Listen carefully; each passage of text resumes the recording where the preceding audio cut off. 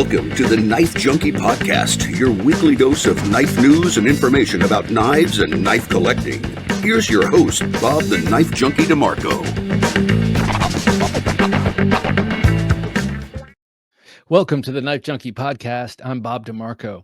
On this edition of the show, I'm speaking with Chaz and John Fisher of Fisher Blades.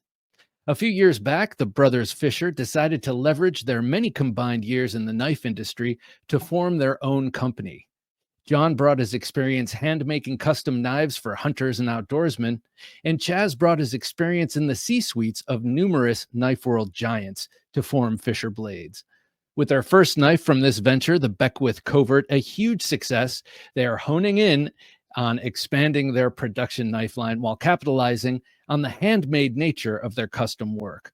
We'll dig in and find out what that looks like, but first be sure to like, comment, subscribe, hit the notification bell, and download the show to your favorite podcast app. Also, if you'd like to help support the show, you can do so by heading on over to TheKnifeJunkie.com/Patreon, or you can scan the QR code on your screen. Again, that's TheKnifeJunkie.com/Patreon. Adventure delivered. Your monthly subscription for hand-picked outdoor, survival, EDC, and other cool gear from our expert team of outdoor professionals.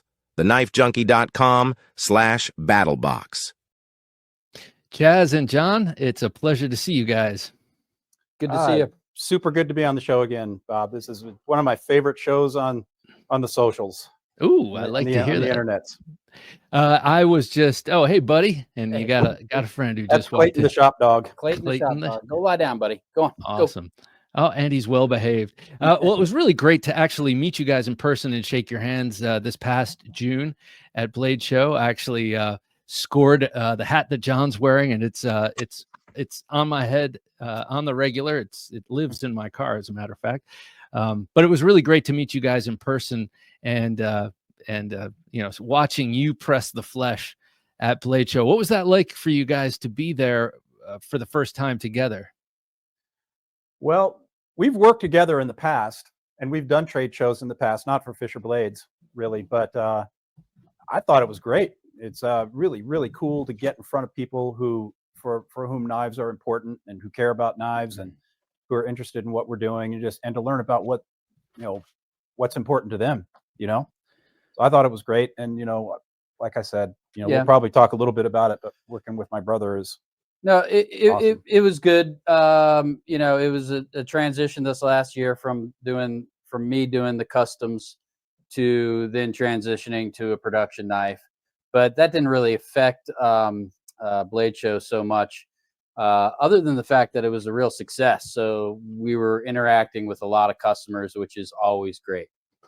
Really appreciate the feedback, talking to people, what they want, what they're looking for, what they think about the blade, the Beckwith Covert, stuff like that is really important to us. We like to keep in touch with our customers, and we might not give them exactly what they want, but we do listen to them and try to, plan our stuff to what people might want or expect. Yeah. I mean, it seems like it's a super good policy to kind of get out there, meet your audience or meet your customers and find out what they want, just so you can take the pulse. And like you said, it doesn't mean you're gonna submit to every whim, from your customers, but it's really good to take the pulse. I'm curious because I've spoken to a number of people recently who make knives that are like the Beckwith Covert. I am holding up your new FDE version, which is absolutely stunning. This has actually gotten more carry than the other two, kind of surprisingly, because I like black, but I also have to wear a lot of khaki at work, and this kind of blends in a little bit nicer, I got to say, for that. But the fact that this is a dedicated EDC self-defense knife, and I say EDC because it's meant to be carried every day, but it's not for opening boxes and that kind of thing. It's for fighting off bad guys, so to speak. What did you find, or what do you find from people? What's their reaction to the very dedicated purpose of this? Well, I'll talk a little bit first. First of all, I'll say that we don't call it EDC, defensive carry. I call it defensive daily carry, to sort of differentiate from EDC, right? And that way there's really no confusion with it. Yeah.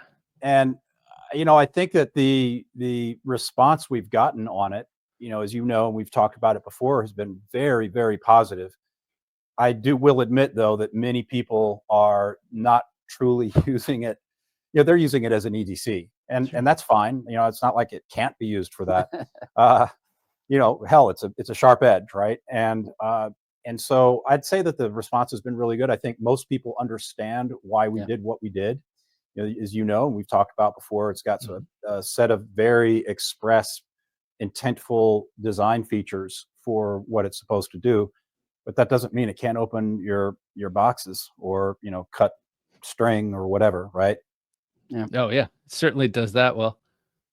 And I think the design, when you're talking about a very, very narrow focused design, it's a double-edged sword, no pun intended. In the sense that, in one way, it's easier to achieve your goal because you have a very narrow focus. But at the same time, because you have such a narrow focus, one thing can get you off track and make the knife really terrible. So I think people have really responded to the great majority of the design was my brother's. I helped here and there with some stuff, but he's the designer. He did such a great job designing it that it fits the purpose so well that the feedback has just been fantastic. We do get people who want a larger version in the works, among some other knives in the works.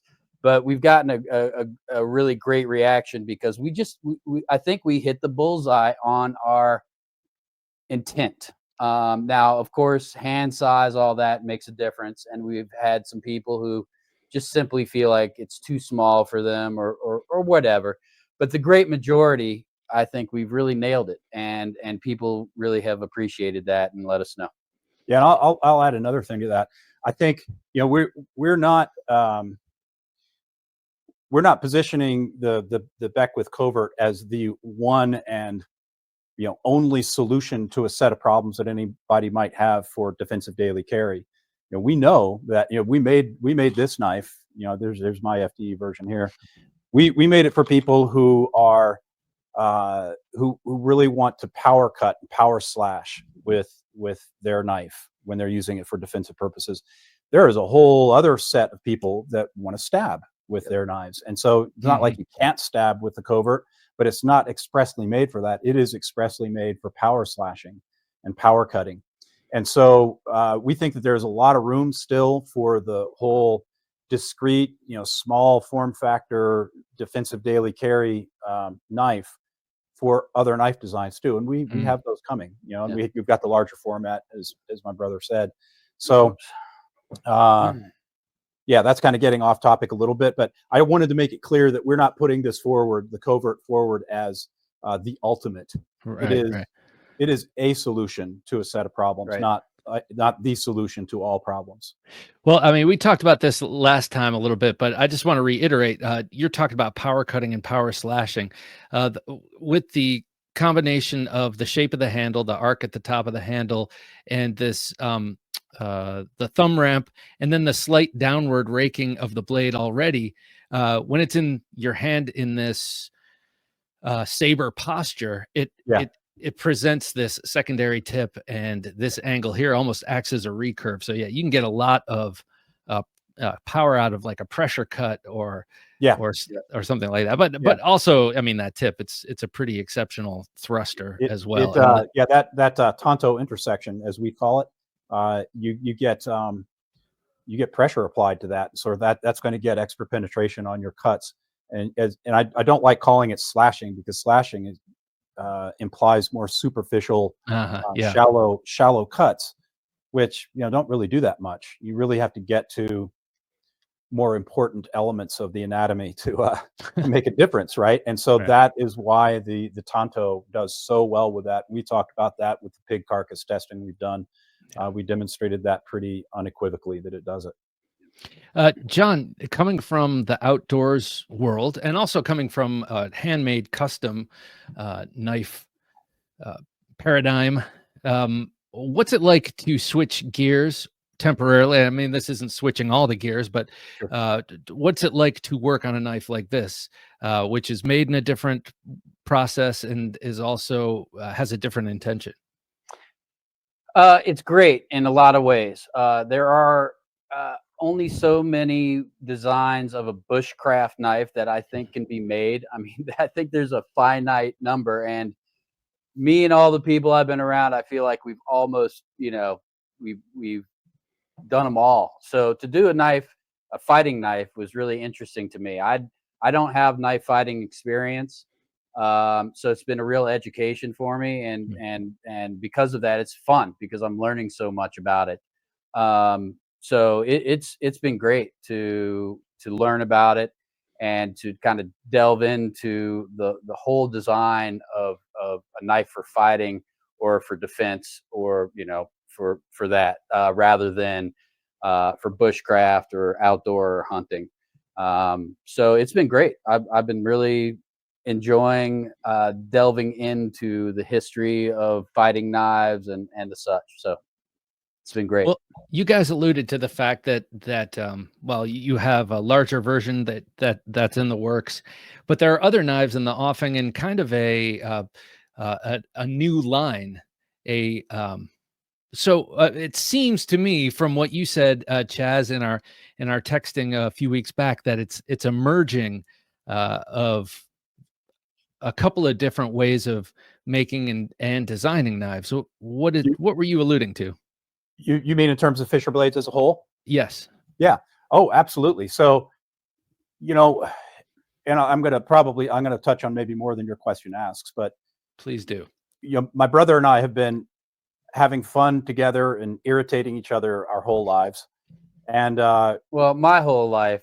He's 7 years older, if you can believe that. So he had 7 years of peace before I came along. and we each have our own set of disciplines and things that we pursued in life with some overlap, especially thematically, involving adventure and danger, dangerous things and stuff like that.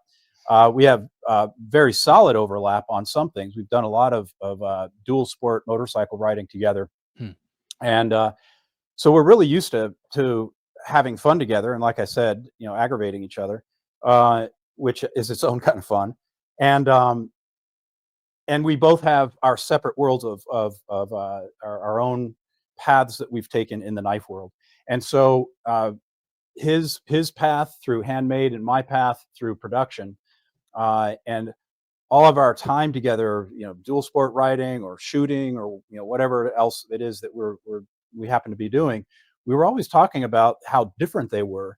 And it occurred to each of us, I think, maybe not simultaneously, and I don't want to speak for you, but it occurred to me that there is a way to merge those two things, to hybridize those things in a way that we don't think has really been done, or at least not done super well, or not done the way we want to do them. My brother has some of the most exquisite eye to detail and quality that I've ever seen in anybody, and which is great for handmade knives, and it can be problematic, as you probably know, for the production world.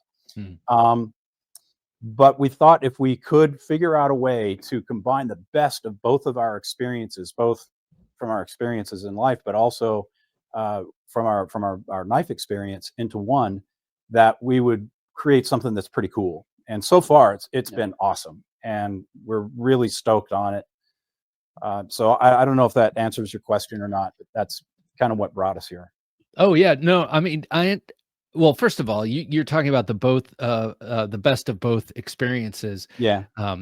And I know that has to do with both your business experience and your hand making experience and your fighting experience and your hunting experience, and I'm sure there's plenty of overlap there too. But when it comes to designing new knives and coming up with ideas for new concepts, what's the meeting of the minds there? Well, I'll interject here. I at one time I was doing kind of high end custom furniture. I was a woodworker, so I would do, an 8-foot maple table, 3 inches thick, expensive, difficult, going back and forth with a customer.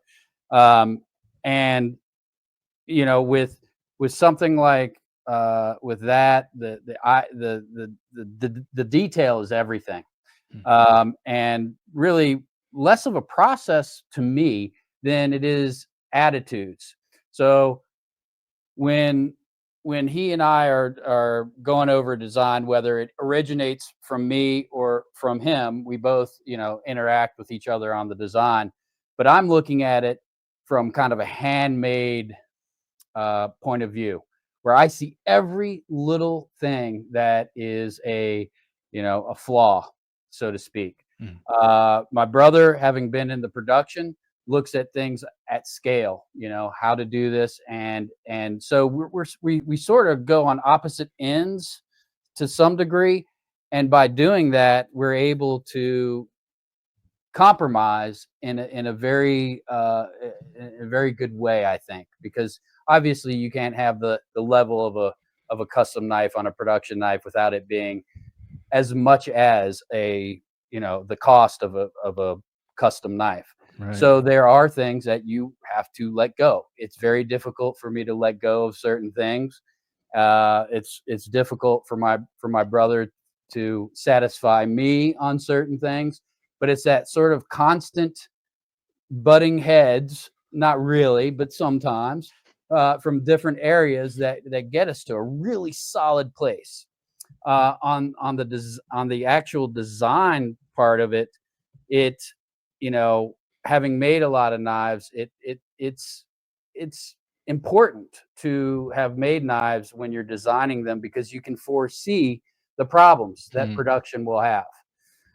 Both my mother, when I was a woodworker, would ask me to build something for her, and it was the most intricate, difficult thing to do. A couple years ago, the first round of my brother's designs on a fighting knife were nearly impossible to make with the tools I have. It's like this family has to come up with the most difficult designs in the world. So anyway, I think we take both sides of that and try to come up with something that makes sense, has very high quality, and is also efficient to produce and manufacture at scale.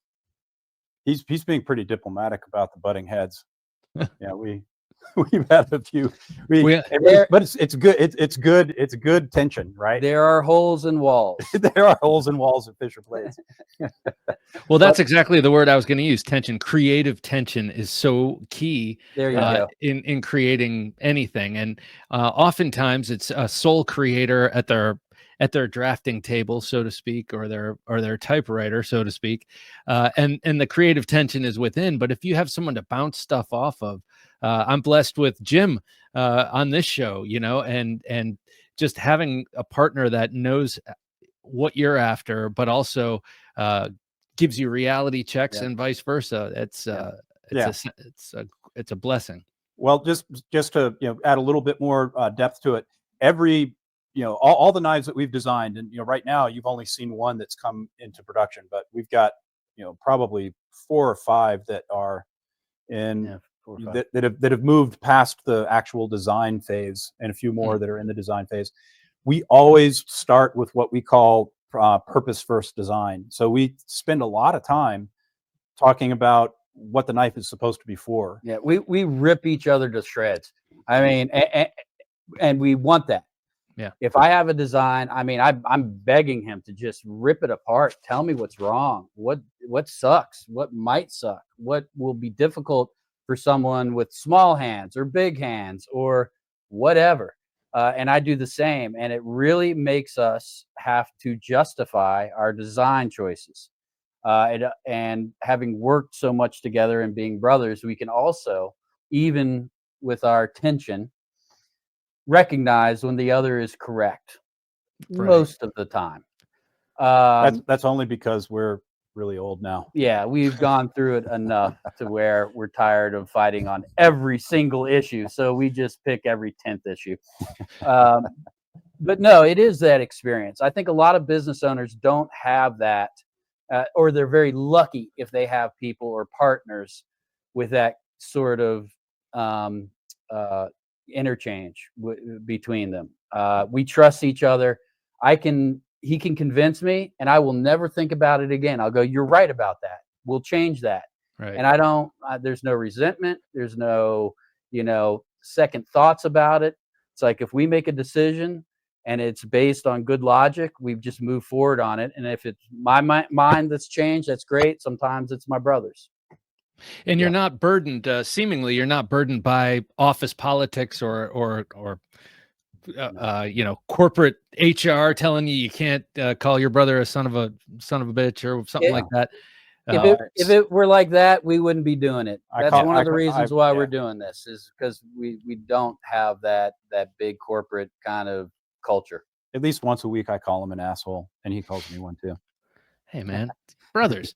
So you talked about you have 4 or 5 designs that are in the works at some stage of development, and you also mentioned that everything is purpose first when you design. So can you tell us some of the? We know the purpose of the Beckwith. Can you tell us some of the purposes of the other knives coming, and kind of give us a little once over, or quick and dirty, however you want to call it, because I'm sure you're not going to be showing off anything that hasn't been revealed yet. But I'd love to know what it in the minute details or the subtleties, what the different purposes are, and what you're thinking.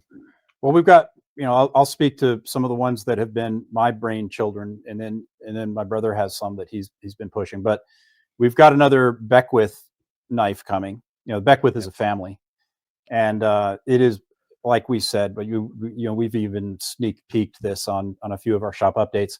It's a larger format of the Covert, meant not for front pocket carry, but for a different type of carry, because we've met a lot of people and heard from a lot of people that they wanted something that was not in the pocket, which is a limiter, right? It's a design limiter if you need to get it in your front pocket, which was partly how this thing was born. Without the constraint of the pocket, it can be bigger, and so it's MOLLE mounted or belt mounted, and but with still many of the functional features that the Covert has, and so that's coming. And then I sort of alluded to it already. There are stabbers out there, people who want really pure stabbing implements. We've had a lot of discussions with some people, some tier 1 operator people, and talked to them about their needs, both when they're deployed, but also when they're just in civilian mode, and they like stabbing, and there are some really good reasons for that. So we got a few of those coming, and then well, I've been designing, like most knife makers, my perfect everyday carry for maybe 10 years. And for an all-around EDC knife, that's a very difficult thing to design. One would think that because it's so broad, it'd be easy, but there's so many compromises that one needs to make, right? If you have a self-defense or a tactical knife, I mean, its intent is very narrow. It's very succinct. When you are designing a knife to do everything, your daily tasks that might be everything from cutting food to opening boxes, I don't know, maybe, small game processing, it gets more difficult. So I've been designing that for many years, and we're getting down to something that I think is going to be a real beauty. We also have a hunting knife that's in the works, one that I made, design that I made of my brother's as a handmade knife that we are going to be transitioning into a production model. That will also happen fairly soon. Okay, I got some questions about a number of these. I want to ask Stab. I'm going to ask Chaz about the stabber in a second. But since you're talking about you've been developing for years your perfect EDC knife, everyday carry knife. What does that entail for you? not looks wise, but like how would that come together? You mentioned the kinds of things you wanted to be able to do, food, boxes, small game, but what are we thinking? What are we looking at? Think bird and trout. It's largely a updated, modified kind of bird and trout design. That's where I started.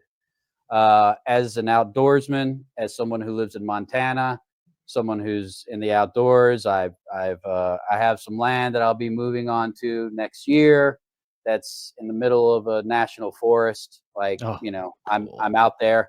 So it's generally a bird and trout design. Fisher Blades believes very strongly in full size handles. We're not a big 3-finger it's like, give me a full handle and a short blade and I can manipulate that blade very, very well. If you give me a short blade and a short handle, my manipulation of that blade is going to be so limited, so much more limited than a full handle. So that's sort of my design ethos on that, is to basically take the bird and trout, make sure it's a full size handle, shortish blade that can do everything. Yeah. We'll see. Well, We'll see. you mentioned the challenges of actually using a small blade with a small handle, and it just brings to mind, you're talking about Montana, where it gets cold, and when you're out in the outdoors, and even if it's not that cold, but your hands are wet and you're trying to use that small knife to field dress an animal. This is all speculation. I've never done this myself, but I would imagine cold hands aren't as nimble, and holding onto a tiny blade and trying to accomplish this work could be perilous. I mean, you could slice yourself open in the middle of nowhere because you don't have enough grip. I've seen some bird and trout knives that have a ring at the end of the handle, so it can kind of hang and while you're doing other stuff, and then you can use it. That is not ordinarily a regular feature on that style knife, though, is it? It's usually just a small blade. Yeah, it's generally sort of a simple handle, and the blade shape will change somewhat. I mean, sometimes there's a little bit less belly, a little bit more belly, whether it's geared towards more skinning, like a true classic bird and trout, or a little bit less belly if you're getting into other tasks. So it's a fairly simple knife in the sense that it's the design is not intricate. But again, when you are trying to design a knife to do a million different things, I find that much more difficult than designing a knife that is for a very specific task. However, as I mentioned, when it's a specific task, if you mess up on one little thing, it's like it's almost useless. Like you can't mess it up if you're going for something very specific.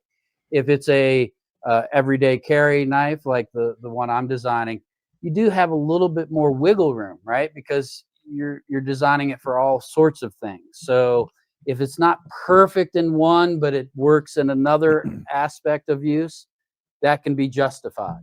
So again, like many things in the world, like steels, and it's a matter of compromise. It's always a matter of what you're going to compromise and why. That's why the design process is so important, and good design is important. I mean, sexy knives are wonderful, but they need to do what they were designed to do first, and then look sexy. And if you design it well, it will look sexy. It's kind of like someone that you might look at and isn't necessarily attractive at first glance, but then you talk to her and then discover, oh wow, man, she's cool and all this, and that changes what sexy is or what attractive is. I'm always talking about this because I have a large collection of knives and I love them, and but I use, you know, a vanishingly small percentage of them on a daily basis. So it is a very aesthetic thing for me. I love art. It's kind of like collecting art for me. But yeah, it's interesting how good looking can change once you basically have a conversation, Yeah, so to true. speak. Totally true. So we're talking about design considerations and purpose first. You mentioned, Chaz, that you sort of gamed out this more thrust oriented knife with tier one operators. I just love that term because it elicits I think there are only 3 organizations that have tier one, you know, Mhm. or something like that. And you know, these are the best of the best of the best, the most deadly, you know, Mhm. most smart. Also, they're not just deadly, they're incredibly smart, of our fighting forces. So what are some of the design considerations in making a thrust first kind of knife for those guys, or for anyone? Well, carryability is one of them, and you know, without giving away too much about which, you know, we've got two different versions of that knife coming out, and they roughly follow carry the sort of carry protocol for it. But for basically, you want to be able to carry it well. It can't be too bulky, too kludgy to carry or attached to molly, or, you know, in the case of if it's a pocket carry, and we will have a pocket carry version, you know, too bulky in there, you know, so slim and narrow so that you can actually use your pockets, you know, similar to the Covert. Um, Draw is very important. And just like it has been for the Covert, being able to draw that thing in an indexed fashion so that you're not having to reacquire a grip once you draw it, if you flip it or do anything weird with it, you know, after you draw, because presumably you're drawing it for a reason, and the reason is very urgent, right? So you don't want to waste a lot of time dinking around with your grip, and then um, post penetration manipulation of that blade to get additional damage and tissue, and an ability to, if you run into something that's hard that needs to be punched through, the end of it, the pommel, needs to allow for persuading it with the other hand. Meaning you can't have like skull crusher or BS like that on Yeah. there. Yeah. That whole skull crusher thing, I haven't done a video on it yet myself, but I'm going to. They're cool. They look cool for mall cop knives, right? But Yeah. if you're really needing to drive that blade into somebody who's got a lot of clothing on, or you've run into something and you need to give it that extra jam with your other hand, you don't want something sharp and pokey on it, damaging yourself. Or even just a regular reverse grip, you know, you Yeah. generally want your thumb there, and a Exactly. skull crusher as a Yeah. killer. Yeah. So those are just a few of the considerations. Length is a consideration, obviously, because you need to be able to get to vital parts. So that is important. So we considered all of those, and you know, I had long conversations with members of all those organizations, you know, those different branches that you were thinking about, both active duty and former, and so that gave us a lot of information about how to design that knife, both of those knives. I find it fascinating that, you know, most people like myself who love fighting knives just as a form, you know, whether it's looking at in history books at them, or, you know, collecting them, have no experience in actually using them outside of a martial arts school. But that there is a very slender group of people who you're talking about right now, and it's somewhat common because of how close they are to danger all the time, especially in clearing houses and stuff, and people getting tied up. I've heard stories, you know, of people having to use their knives who weren't even, you know, at that level of proficiency, you know.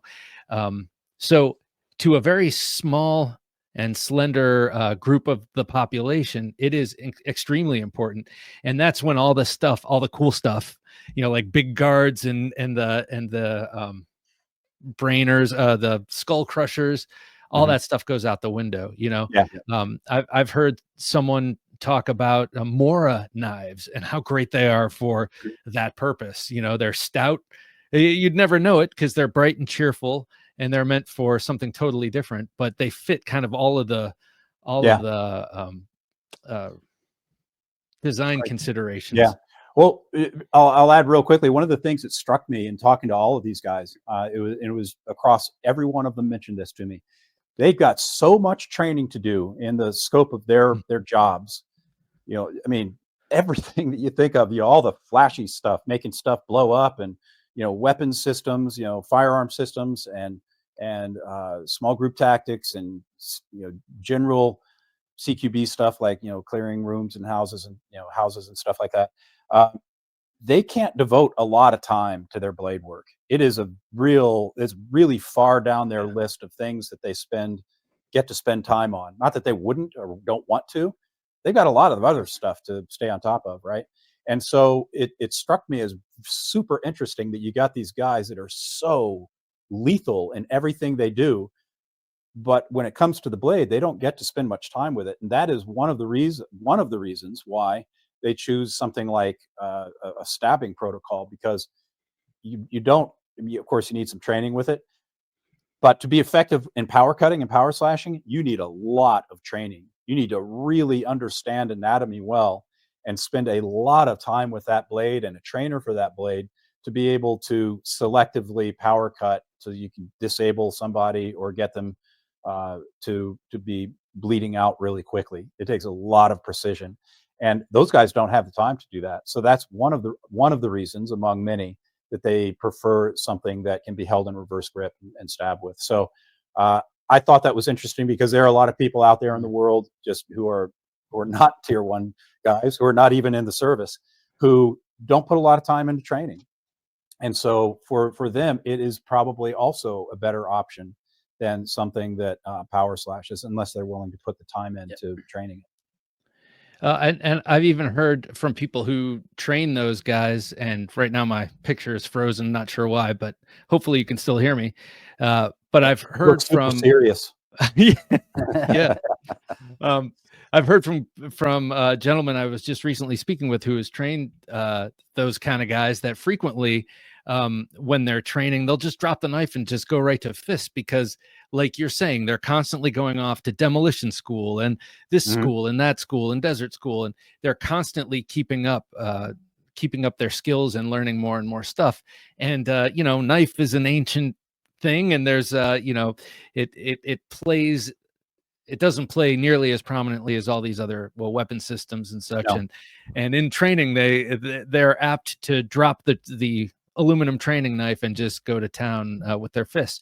So you make something that's intuitive and simple to use, and that's kind of the ticket. Yep. In terms of carry systems, the Covert is very definitely a pocket carry, as we've touched on. What else are you hearing? I mean, few people EDC right on their belt, unless they're kind of in the country and they don't have a lot of pearl clutchers around them to freak out. Most people kind of stash them in one way or another. What are you looking to do with the carry systems of these various knives? Well, of course, we have had belt carry requests. Belt, Ranger, Ranger carry, inside the waistband. Yeah. What's Ranger carry? I'm unfamiliar with that.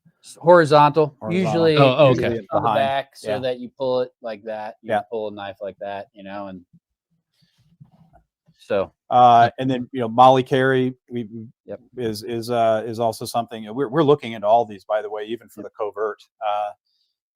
Quite a few with the Covert. We've had quite a few requests for front, appendix style carry for people who are using this as a secondary to their pistol. To their pistols.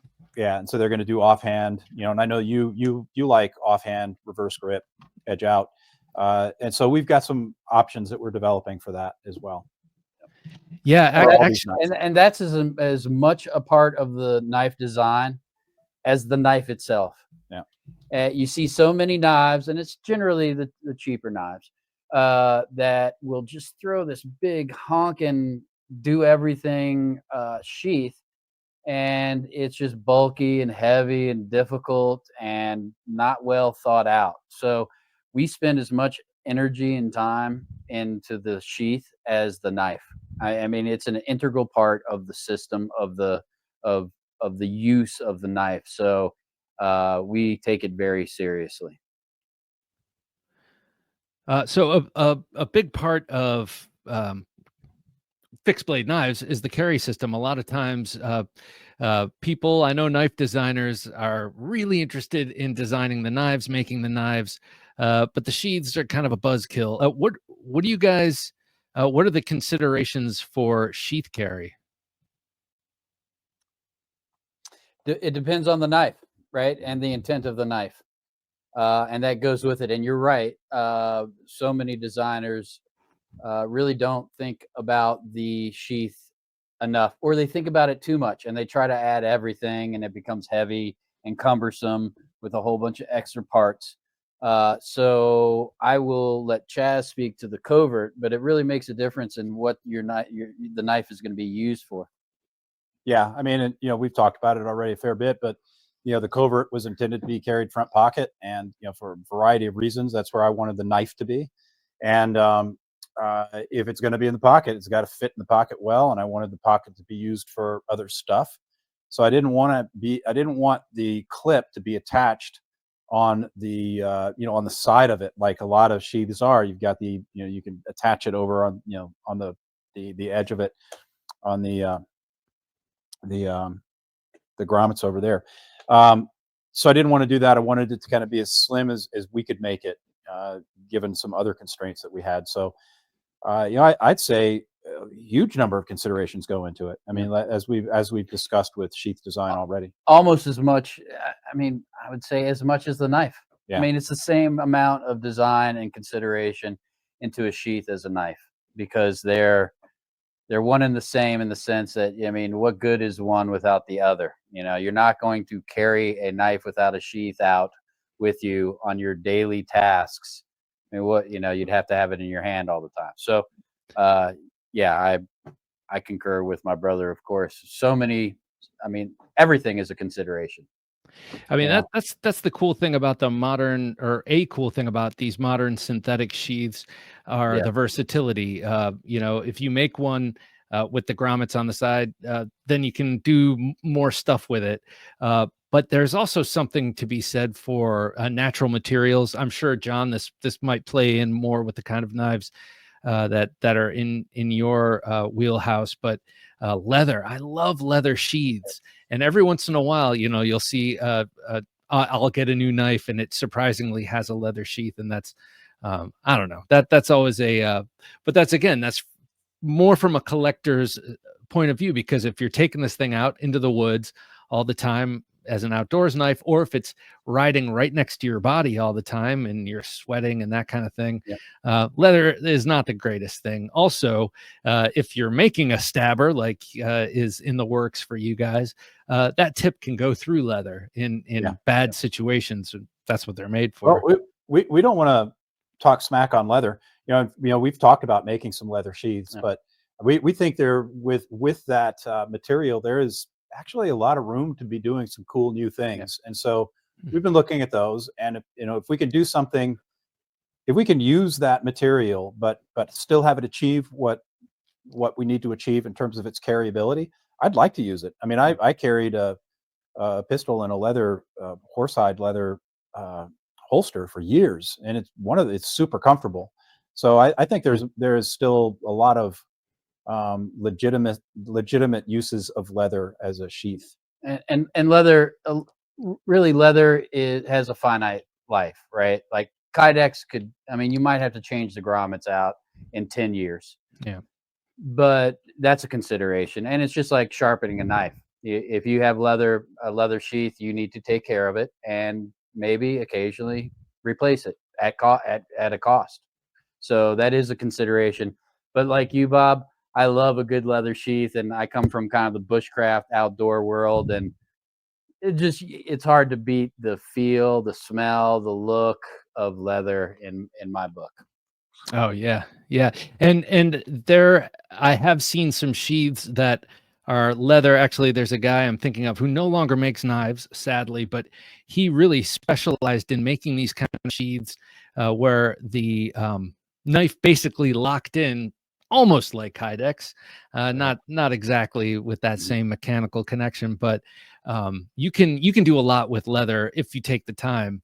Again, that might not be as practical on a production side, but it's true.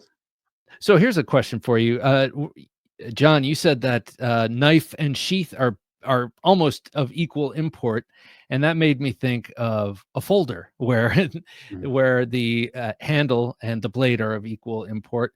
Have you guys thought about that, doing a folder, and if so, what would that be like? We have thought about it, and it's in the works. Um, I will leave it to my brother to talk a little bit more about our first foray into a folding knife. But you know, with a folding knife too, it's the profile of that knife when it's folded is really important, right? Because you're going to have to put it somewhere. You're putting it in your pocket, you're putting it in a sheath, a little, you know, whatever. So that becomes really crucial too. I mean, just because you get rid of the sheath doesn't mean that you're not thinking about how it's carried. But I'll let my brother go on. Well, I mean, you know, that's the world that I came from was very heavy with folders, and I love them. I like them at least a lot. I think they're by an order of magnitude at least. They are much more complex to both design and to make, and so we're taking it very carefully and slowly so that we get it right. So yeah, there is a folder that has been conceived. There have been sketches made of it, and we're figuring out the best way to have it be exactly what we want it to be. You know, in keeping with our whole purpose first design philosophy, we need to get it right. So it will not probably come out until 2026 at the earliest. Well, you're a martial artist and a fighting knife guy, obviously. Where do you think folders have a place in that realm? I think they have a place, and you know, it's for very obvious reasons. A fixed blade is a lot more reliable than a folder, but a folder is in many ways much more carryable and also more socially acceptable, and in some places more legal than a fixed blade would be. And so there are good reasons to make a folder, a defensive folding knife. Very good reasons. So we want to get it right before we do it, and yeah, I think that's probably all I want to say about it right now, because it's so far in the future that this thing will actually come out. But we really want to do it because we think there is a lot of cool stuff to do with folders. Yeah. I also have a question about grinds. I know, John, that now the name is escaping me. You have a bushcraft knife. It's basically like a puko, and it's got a nice Scandi edge on it. Have you guys considered hollow grinds and Scandi grinds and different kind of things, but taking them in, like, I always thought a Scandi ground would be excellent for fighting, for a fighting knife. I also like a hollow grind. Are these what are you thinking about grinds? Are are there benefits to some rather than others in the kind of knives you're making right now? Like, is there any room for a hollow grind on a Beckwith, for instance? You know, my personal opinion is I don't like hollow grinds, and one of the reasons is because the sharpening life, because it does this. There's a point at which, as you sharpen up, it gets thinner and thinner and thinner. And I have to say, I'm sort of justifying that. I really just dislike them. I don't know. I can't tell you exactly all the reasons why, but that is one of them. And I just have not ever felt very warm to them.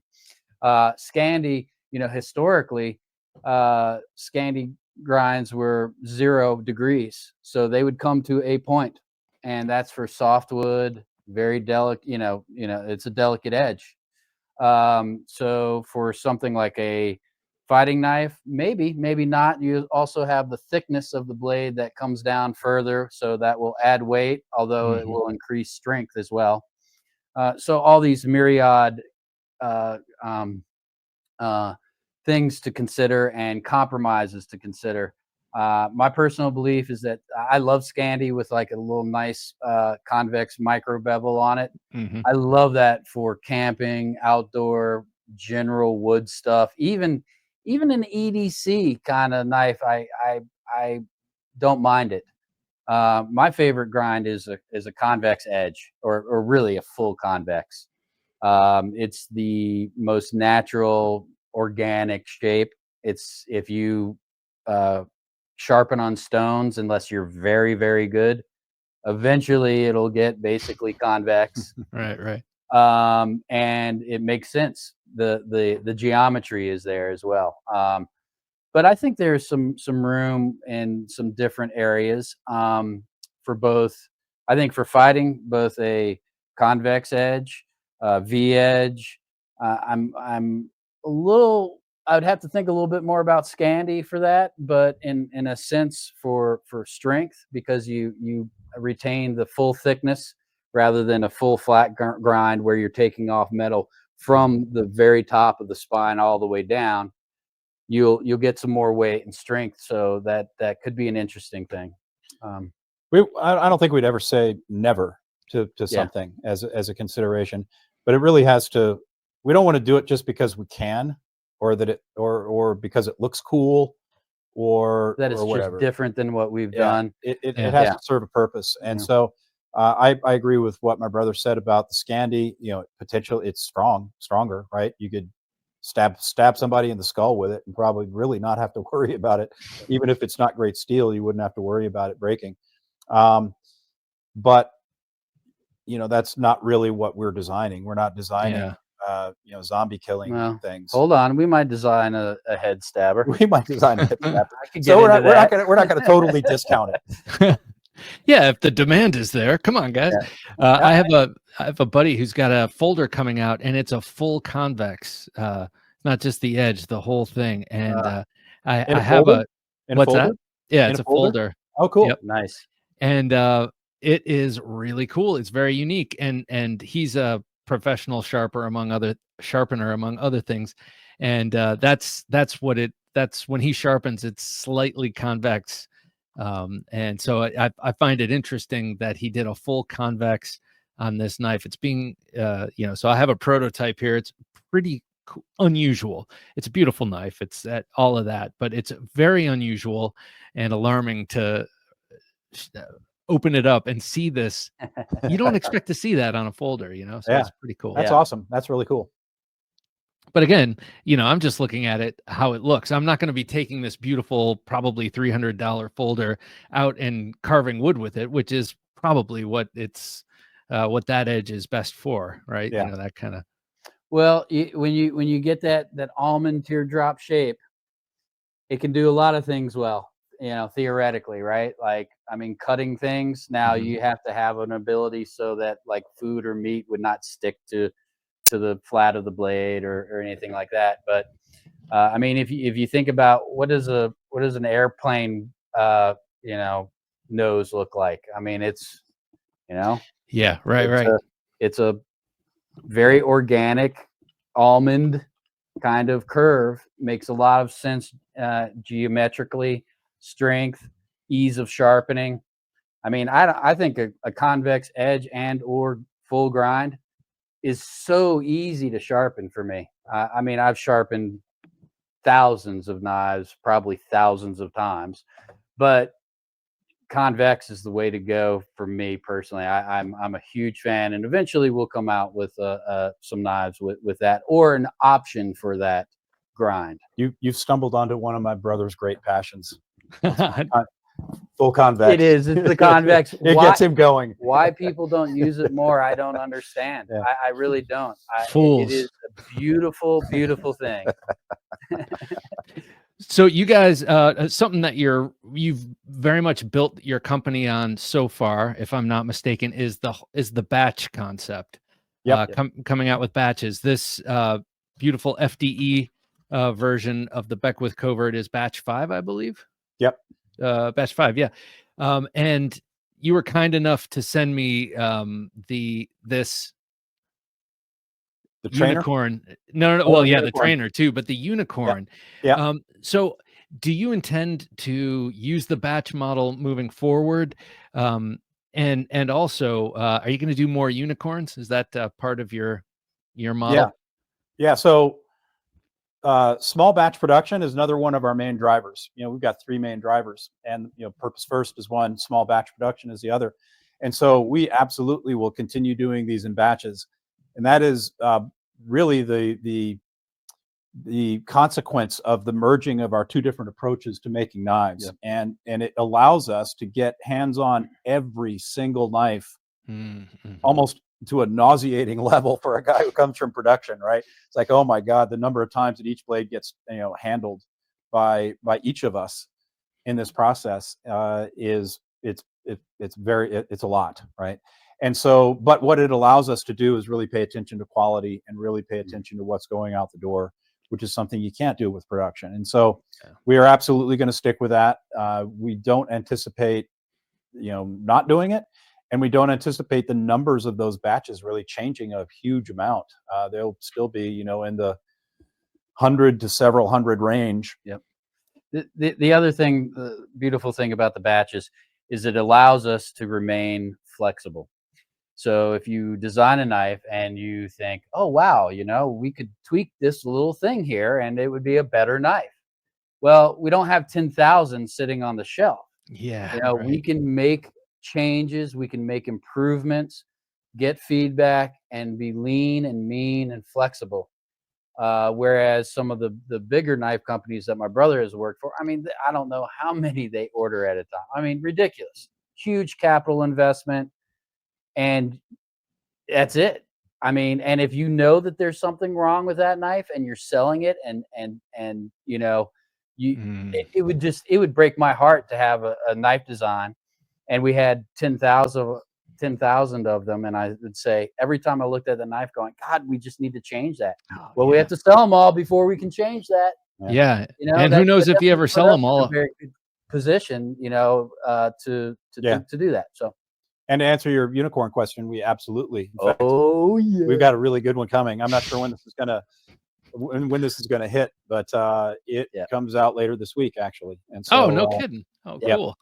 And I thought about bringing it on here, Bob, to show you and maybe not yet, you guys, but no, not yet. You don't get to see it yet. It's a cool one. It's a really, really cool one. This unicorn. You guys will see. So my unicorn, I carried once, and I got a little scratch on the blade, little tiny scratch on the blade right near where it says Beckwith, and it just from drawing it and putting it back in or whatever I did. And so now this remains as pristine as it can be. I don't carry this one. I like I said before, I oddly enough find myself carrying the FDE version. I say oddly because who doesn't I just love black and red. Yeah. The black and red liner is just so fine. But I keep reaching for that for this. And I've made a fool out of myself on YouTube with this. The trainer. That's the one to make a fool out of yourself with. If you don't do that with the other ones. You do it with the trainer. Yeah. Actually, that's I've made a fool out of myself with other knives before. I much prefer to do it with a trainer. I want to ask you guys both individually, what have you learned from this venture working together about the knife world that you didn't know or that has come as a pleasant surprise? That's a really good question. That is a great question. Well, just kind of on a personal and on a family level, I've learned that I like working with my brother after all. And so that's cool, right? Because we are related. It is, in fact, a huge amount of fun to work with somebody whom you trust so much and respect so much, and you can never fire and they can never fire you. It's like we're in it. And so I've learned that as far as the knife world, I think it's not necessarily because we are doing it, but because things are changing, and there are smaller companies like ours cropping up everywhere, doing some really cool knives. And it's nice to see that in the oldest tool that man has ever, the first tool we ever made, that people can still do cool stuff. You'd think it'd be completely mature, we would just have be done with it now, but there are small companies cropping up all over the place doing excellent work, and it's so inspiring and fun to see. So that's one of the things that I've learned. Yeah. Well, I too enjoy working with my brother, so I won't go through that, repeat what he said, but I feel the same way. I've learned a lot, a whole bunch of, a lot of different things. One kind of negative thing is a lot of companies out there do not concentrate on their edges, which makes no sense, right? A knife starts with its edge, and everything supports that edge. Everything after that edge is there to bring that edge to whatever task you deem necessary. I'm really proud about how we do our edges by hand. And I mean, if it's off a little bit, I go back and I fix it. And if it can't be fixed, it's a second. It's done. It's in the bucket. I have also seen some companies that really care like we do. And it is real heartening to see. I came from custom makers and some wonderful people that were willing to share most of their secrets with me. If I had tried to learn on my own without these people, I'd still be trying to figure out how to grind a knife. The generosity of custom knife makers, generally less so production, but but those custom makers, they will tell you almost every one of their secrets. They usually keep one or two, they got to, we have to, but if you ask them to tell you or teach you something, let me show you, come on in, let's do it. And that kind of brotherhood, that kind of collaboration with competitors, really raises all of our game. Every time I make a knife, sharpen a knife, I look at other people's knives and I compare and I go, am I pushing it hard enough? Am I good enough? Look at how good this knife, this competitor's knife is. We have to be better. And I know they look at our knives and say the same thing. So we all raise the bar for each other to make better product. And that's the best thing about this world that I've found. Yeah, that's awesome. Well, I've heard that from other people, the generosity of other makers. Yeah. And I have to call out, I was an apprentice of Andy Roy. Oh, he was nice. so generous to bring me in, and basically just said, look, here it is. Here are the keys to figure it out. And Alan Searles, a good friend of mine, Dirk Lutz. These guys are top-notch people and knife makers. Really, I've been very, very lucky. Joey Berry is another. He's just makes fantastic knives. I learned so much from Joey. Some fantastic people there.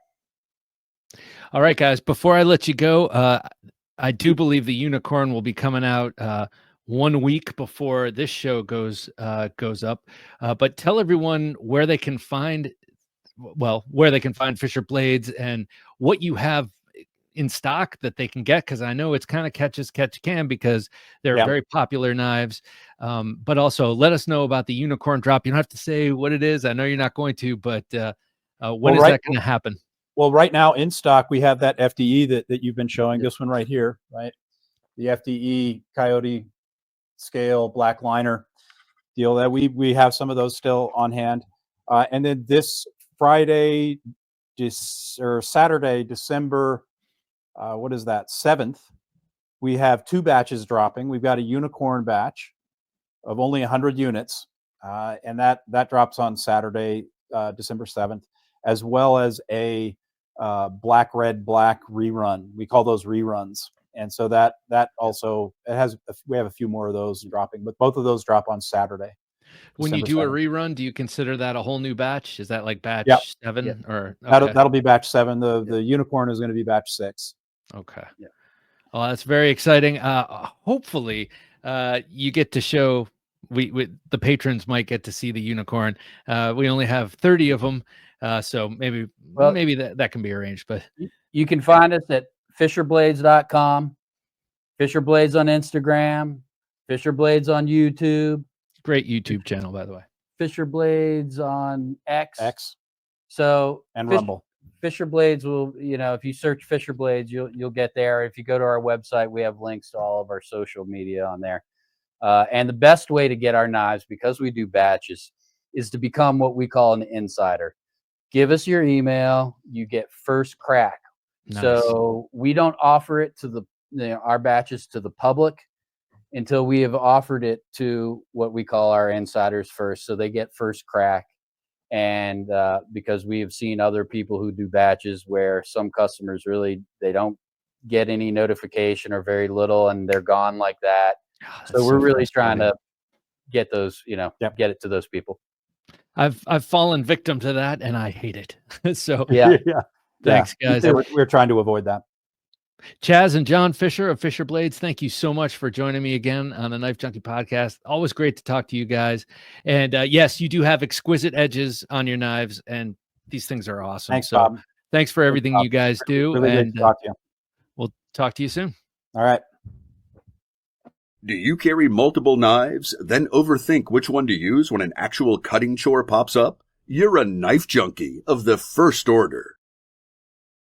There they go, ladies and gentlemen, Chaz and John Fisher. So happy to have them here and talk about their two different perspectives becoming one. It's a beautiful thing. All right, be sure to join us on Thursday for Thursday Night Knives, Wednesday for the midweek supplemental. I guess I'm going backward in the week, and Sunday for another great interview. For Jim working his magic behind the switcher, I'm Bob DeMarco saying until next time, don't take dull for an answer. Thanks for listening to the Knife Junkie podcast. If you enjoyed the show, please rate and review at reviewthepodcast.com. For show notes for today's episode, additional resources, and to listen to past episodes, visit our website, TheKnifeJunkie.com. You can also watch our latest videos on YouTube at TheKnifeJunkie.com/YouTube. Check out some great knife photos on TheKnifeJunkie.com/Instagram, and join our Facebook group at TheKnifeJunkie.com/Facebook. And if you have a question or comment, email them to bob@TheKnifeJunkie.com or call our 24/7 listener line at 724-466-4487, and you may hear your comment or question answered on an upcoming episode of the Knife Junkie podcast.